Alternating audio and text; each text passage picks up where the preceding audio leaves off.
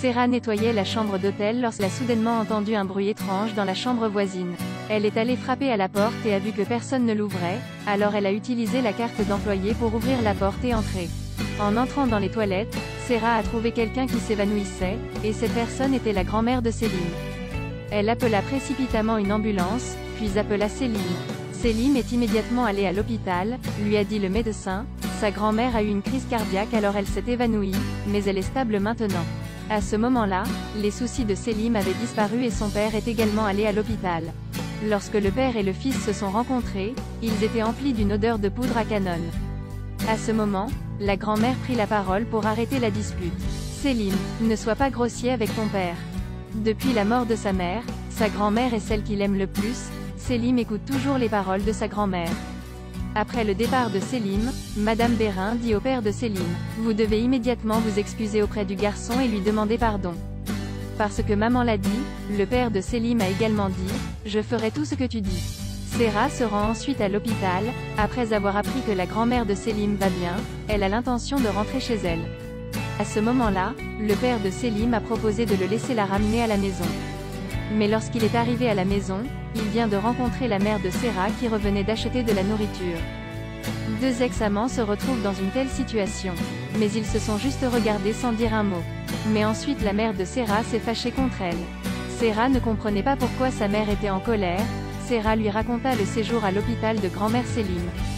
La mère de Serah n'a rien demandé après avoir écouté, mais après le départ de Serah, elle a dit une phrase de plus.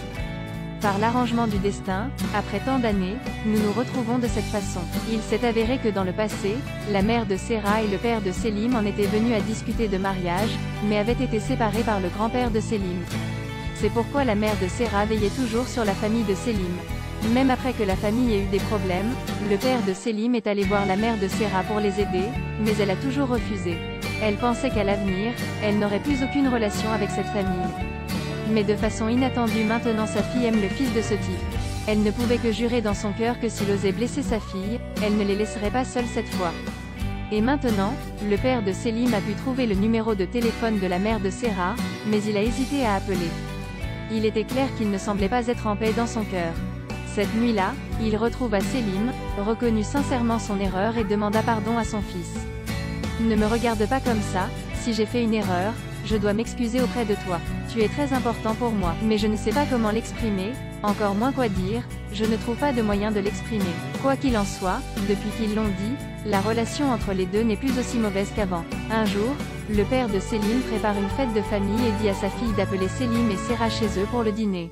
Pendant la fête, le beau-frère a fait l'éloge de Serah sans cesse. Quant au père de Selim, parce que la fille est la fille d'un ex-amant, il aime aussi beaucoup Serah. Et quand mamie apprend que Serah est celle qui lui a sauvé la vie à l'hôtel, elle a aussi une très bonne impression d'elle. Mais à ce moment-là, la belle-mère a dit des choses qui ont fait détester les autres. EQ est faible, toujours moche, ne pouvez-vous pas voir les yeux de son mari et de sa belle-mère la regarder? La fête s'est terminée, Serah était sur le point de partir, lorsque la femme de chambre a apporté le sac de Serah, mais l'a négligemment laissé tomber par terre. Une montre est tombée, la deuxième femme du père de Selim l'a ramassée et l'a regardée. Voici la montre de Biricik. Pourquoi la montre est-elle dans votre poche? À ce moment, Selim arrive. Qu'est-il arrivé? La montre de Biricik, elle a dit qu'elle était perdue. Maintenant dans la poche de Serah. Pour quelle raison? Pourquoi cette montre est-elle dans votre poche? Et en entendant le ton de sa belle-mère comme si elle interrogeait un criminel, Serah fondit en larmes. Elle regarda Selim et pensa qu'il parlerait pour elle, mais maintenant il se tut. Le garçon a ramené sa petite amie à la maison, mais la fille était considérée comme une criminelle par sa belle-mère.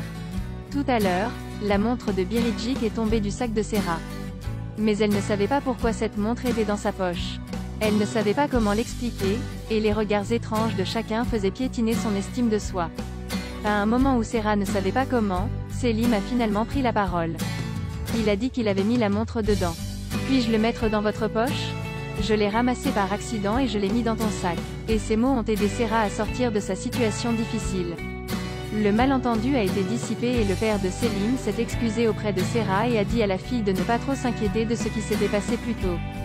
Mais après que Selim l'ait ramenée à la maison, il lui a demandé de lui expliquer la montre.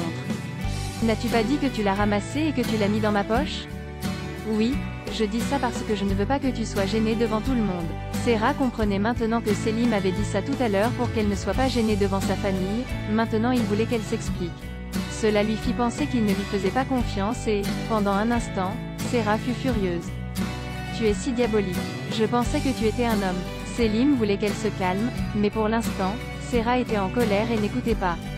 Elle a repoussé Selim et a dit qu'elle ne voulait plus le voir. Selim ne savait pas quoi faire à ce stade, il devait donc rentrer chez lui en voiture. En chemin, il se souvint des paroles de Serra. Je ne l'ai pas ramassé ni volé, je pense que quelqu'un chez vous l'a mis dans ma poche. Soudain, il se rendit compte qu'il était un imbécile. Après cela, Selim est allé voir sa belle-mère pour essayer de comprendre ce qui se passait, mais elle n'a montré aucune expression étrange. Il n'y avait aucune preuve, donc il ne l'a pas révélée. Mais à ce moment-là, Serra devant la maison n'est pas entrée, mais elle est allée au parc près de chez elle et a pleuré seule. À ce moment, Nazlim, la fille d'une tante qui passait par là, a vu Serra et est venue lui demander ce qui s'était passé. Et quand Nazlim a su le début et la fin de tout, son expression a soudainement changé. Il s'est avéré qu'il y a quelques jours, Biricik a pris un taxi pour se rendre à l'école, laissant négligemment un sac à cosmétiques dans la voiture. À cette époque, Nazlim et un garde nommé Ali étaient également là. Et après que le chauffeur a su qu'il connaissait Biricik, il leur a donné un sac à cosmétiques. Nazim a vu une montre dans sa poche, qui semblait chère, alors les deux ont voulu la vendre pour de l'argent.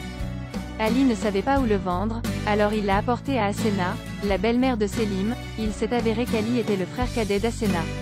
Quand Asena a découvert que le propriétaire de la montre était Biricik, elle l'a racheté à Ali. Initialement destinée à avoir le temps de retourner Biricik, mais quand elle a vu Serra venir à la maison pour manger, elle a soudainement eu une mauvaise idée. Il s'est avéré qu'elle a ordonné à quelqu'un de mettre la montre dans la poche de Serra et a intentionnellement laissé tomber le sac par terre. Cela a fait tomber Serra dans un piège.